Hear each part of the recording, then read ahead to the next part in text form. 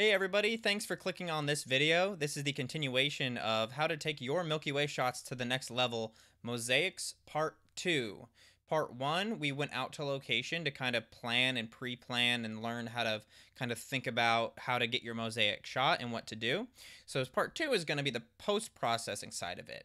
It is going to be a kind of a quicker post-processing tutorial. It's not really going to have anything to do with the creative aspect of it. It's more going to be how to get your images and what programs to use in such and such. So first thing you're going to want to do is bring your images home from the shoot, obviously, and we're going to want to save those to an external hard drive or back them up to some sort of cloud service.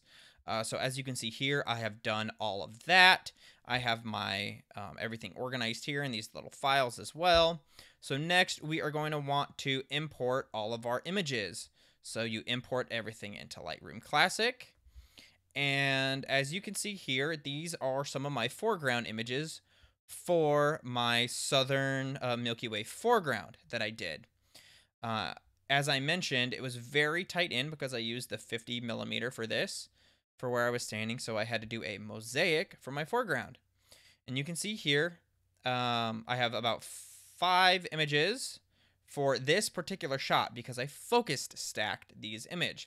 So if you remember from the part 1 video, I used 55 total images and created the focus stacks for each frame, which ended up being about 22 focus stacked images. So what I would do is I would now use this next program here called PT.2, bring in all of those focus stacked images or all of your frames for your foreground, whether they're focus stacked or not, and that would go into this program right here called PT.2. What you would do is you would hit load images. You would go to the file where your images are for your mosaic. And mine are in my mosaic folder right here. I'm going to just show you. This is my south foreground mosaic. Here are my shots. I would click on all of these, select them, hit open, and it would import everything. But I already have the saved file for that, so I'm going to open the project. This is the sky folder, so I want to go to the foreground folder. Here we go. Great. As you can see here, all of the images are loaded up. So what you will see is you will see something that says align images. And what that will do is it will automatically create what's called control points for all the images, and it will combine and align and essentially merge all these separate photos into one big photo. And let me show you what the control points look like. So the computer creates these little points, and that's what the program uses to align all the images. So when you hit align images, it automatically pops up this panorama editor tool. You can find it under the tools tab if you close it. So while this, and it will look like this. So you can see these red lines. So these are where all the stitching is. And you can see all the different individual images. Here are all my images, all 23 of these, and it, goes to show you everything here. As you can see, I missed this little area up here on the top right, the bottom right, and the top left. So next, what I did is I was happy with that framing. I went to create panorama. I chose my file. I named it. I file formatted it to a TIFF and made it 16 bits with no compression by hitting the settings tab right here. I hit create panorama and it saved it to this file here. Then I went to my sky images. I applied color correction. I applied a basic preset. And I did not shoot in Kelvin this night because I forgot. So make sure you do when you are shooting mosaics and panoramas, because you want to make sure that your white balance is the same across all of your images. I had to do it the manual way, which is basically picking a random image, getting the color balance the way that I wanted it, and then just copying it and pasting it to all the images, and hopefully I liked it. So now to show you what that looks like in PT same thing. What I did, as I mentioned, edit them all. I selected them all. I exported them all as a TIFF to this named file that I showed you, South Sky Mosaic. Click. I selected them all. I imported them or uploaded them to PT. I hit that align image and the computer did its best to align the image. I've already done that, so I'm going to open that project instead and show you what that looks like. And I'm going to show you why PT is such an absolutely incredible tool. Great, and we are all loaded up here in PT now. As you can see here, I have this little red X on this image, and over here as well, I have this red X, and that is simply because I did not need this image or this image for my full mosaic of the sky. So when it comes to doing the control points for sky images, even with 50% overlap, sometimes PT does have problems. So you may have to manually align the shots. So under the control points tabs, you can see here that I found these stars that match these stars here, and I align them that way. A lot of these are pretty simple, and they will do it automatically. So like, let's do 13, 14. All of these control points, PT found automatically. So as long as there's enough overlap, more than likely, it will align just fine. And if there's any trailing, it can be absolutely ridiculously difficult to align the images, because finding the stars that are similar becomes extremely difficult when there's any trailing. So now we're going to show you the panorama editor. Panorama editor. So once you bring in your star or your sky shots, you hit align images, this will automatically pop up, and you hope for the best, and everything will be aligned automatically. So I'm going to hit this button right here. It's going to show me all of my different images and kind of where they are. You can see here, I have my bottom row, 2, 3, 4, 5, 6, 7, 8, 9, 10, 11, 12, 13, 14, 15, 16, 17. And then I have, 18, 19. And it just goes on and on and on. So hitting this little button up here again makes those numbers go away. And I can see what it will look like blended. So this is why PT is so powerful. The projections tab. Photoshop and Lightroom only have these top three, as far as I'm aware anyways. Rectangular, cylindrical, and equirectangular. Equirectangular. I don't know if I said that right, but whatever. So you have all these different options to choose from. So let me just show you how that makes a difference. I'm going to hit the first one there. You can see that that does not look good. And that is the first option that Lightroom gives you. Let's try cylindrical. No. Let's try a rectangular. I guess you could argue it's better. You know, I can always move my framing. But I'm going to go down to stereographic because this is one of my favorite ones. And I think this looks much better. So these bars are what control the width and length of your image. So I'm going to go there. I'm going to make this a little bit taller. There we go. So now I'm going to bring in the crop down like that. And I mean, I could go as wide as that if I wanted to, and that would be good to go. Or I could even choose more projections. I have Mercator, which is another great one that I love using. This one I just wasn't a fan of because I wanted to display the epicness of the Great Rift, and this is just too much for me up here. So I find that these transverse ones are just better for kind of more vertical orientation stuff. So I'm pretty sure this is the one I went with. No, I went with transverse cylindrical. did this because I want to be able to see what I'm doing.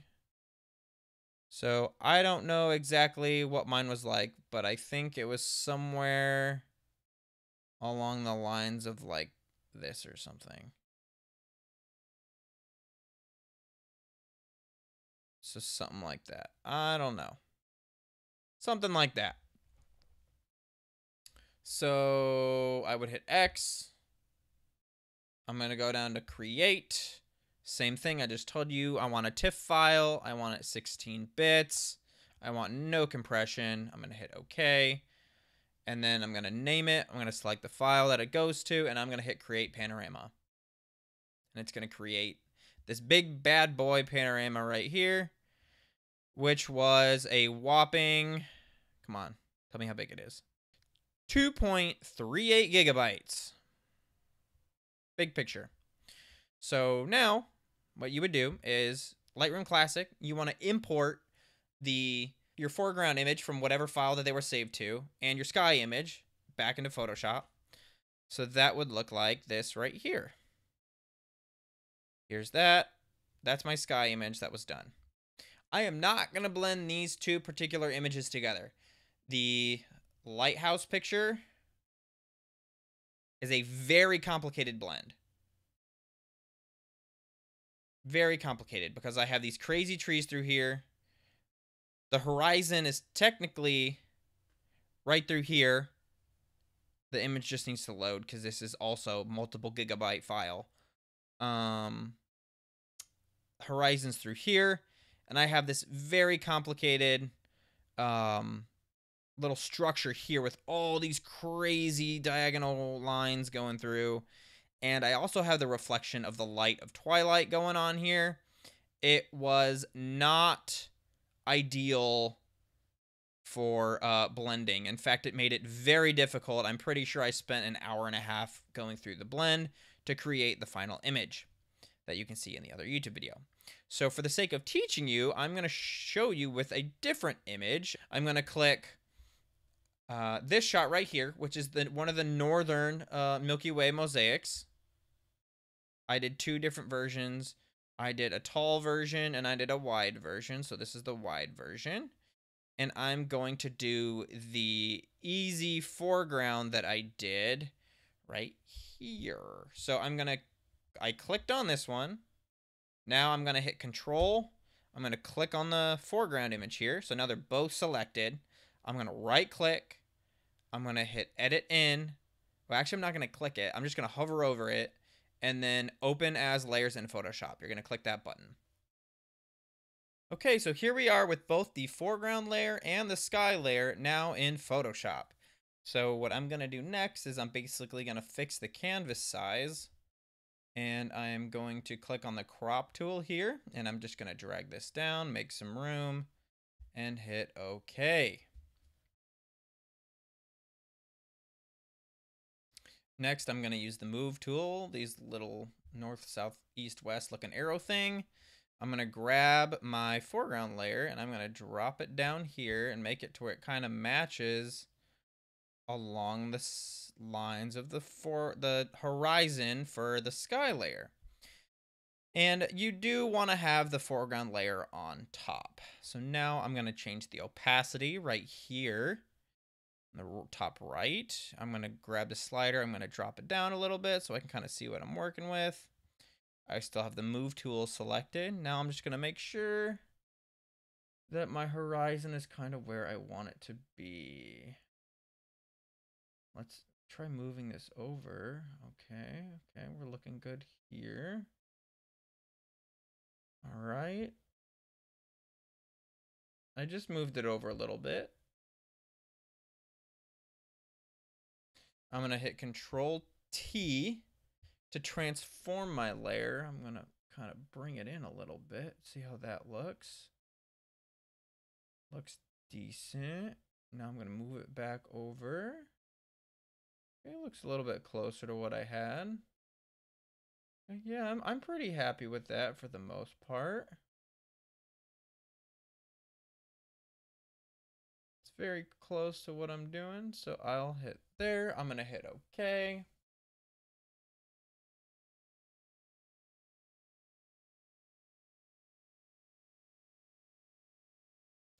Now I'm going to change the opacity back to 100% for the foreground layer, and I'm going to re-crop my image. Okay, how about right about there?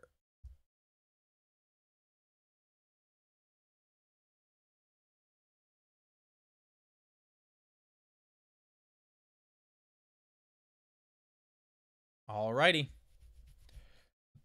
So now this is what I do. Make sure that you select the foreground layer. Couple ways you can do this. I'm going to go with the quick selection tool. I'm just going to go across the sky here and see how that looks. And that did a okay selection. It's thinking, it's thinking, it's thinking.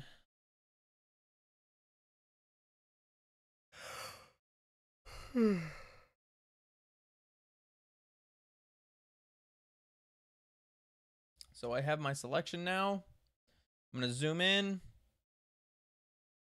It didn't do a great job. Not going to lie. So I'm going to deselect it. I'm going to go up here. I'm going to hit select. Sky. And I'm going to see if that works any better.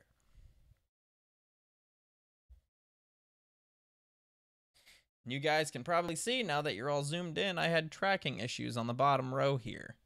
To call myself out. So as you can see now, it did a much better job at selecting the finer details of the foreground to get that sky selection.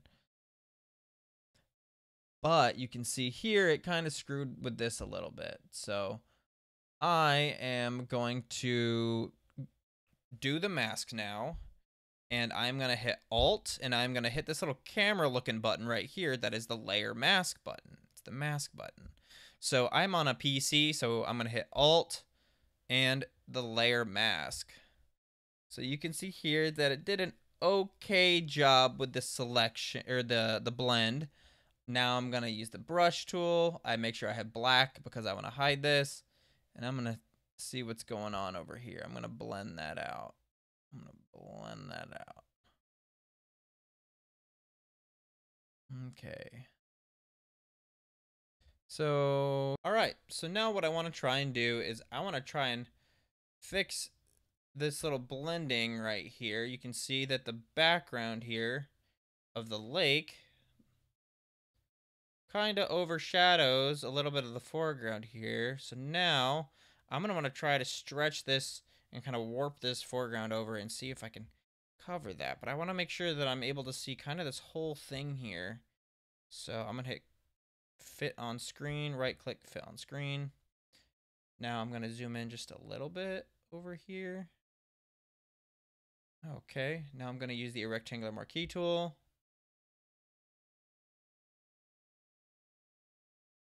Oh, I don't want to get this tree in there. Oh, a little bit might be okay, but just to make sure, I don't want it. I'm going to, I need to be selected on the foreground layer. I'm going to hit right click.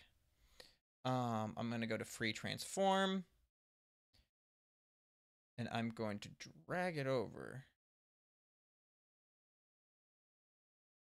Dragging it over here to try and see what I got. So make sure that you are selected on this foreground layer when you are transforming it. And I think that's probably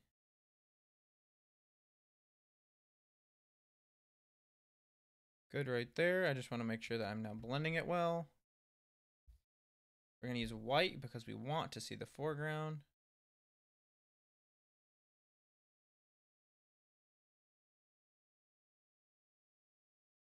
But, yeah.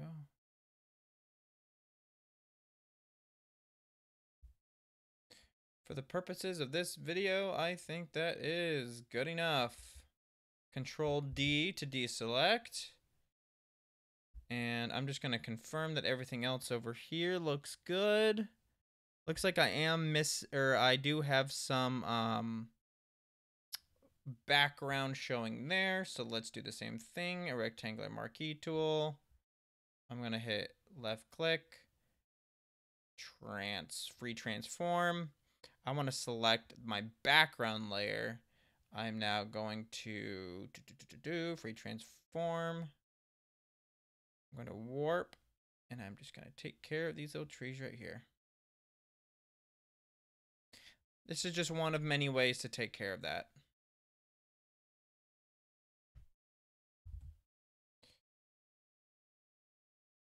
One of many ways. Let's look at everything now. Okay, now we're good. Now you can edit this however you want. You can edit it in Photoshop. You can edit it in Lightroom. Let's just do a very quick basic edit on this. I'm going to put a curves because I like curves. I'm going to use the layer, forgot what this tool's called, but this is where you get your curves and it creates a layer for it. I like high contrast. So I'm creating some contrast here. Maybe I don't want quite that much. I'm going to use this little, shoot, is it this one? I don't think it's this one. There it is. It's this tool right here. So I'm going to unclick that, click that, grab here. Let's see. I want to bring up the midtones just a hair. I need to go to the really dark parts, like right here. Let's bring that down just a little bit. Just a little bit.